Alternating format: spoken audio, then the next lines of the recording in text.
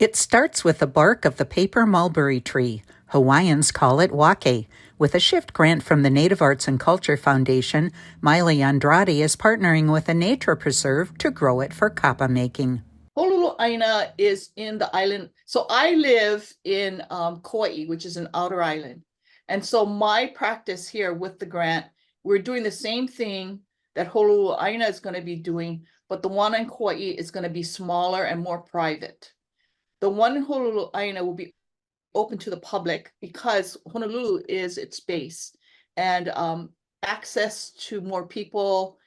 And it's tucked back in the valley, Kalihi Valley. And you could be in the city like in 10 minutes, but then when you go back into the valley, you're like in the country.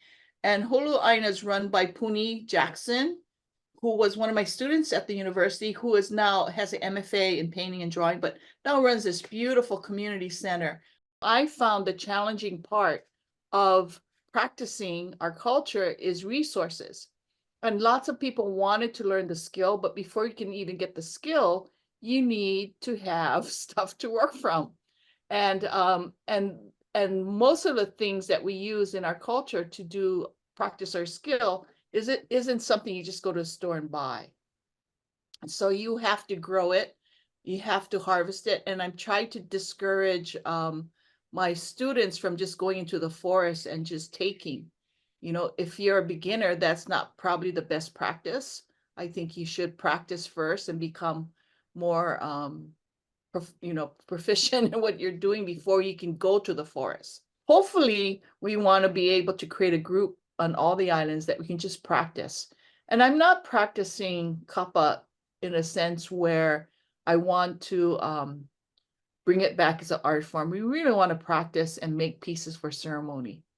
There's a lot of artists just making pieces to sell and make money, which it's not a bad thing because you got to make a living at it.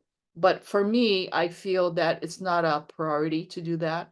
I think the priority is to be able to make pieces that can serve our community, our Hawaiian community, in burials or in clothing for ceremony or for births or weddings, the way traditionally these pieces were used.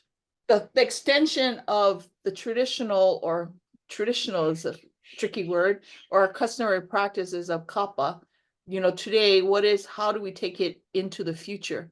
And so it would be paper making, printmaking, books, and how do we continue telling the stories for our younger students, for the next generation or the generation after. And that's sort of what I'm interested in. How do we not lose the ike or the knowledge of our ancestors? Shirley Snavy, ICT News.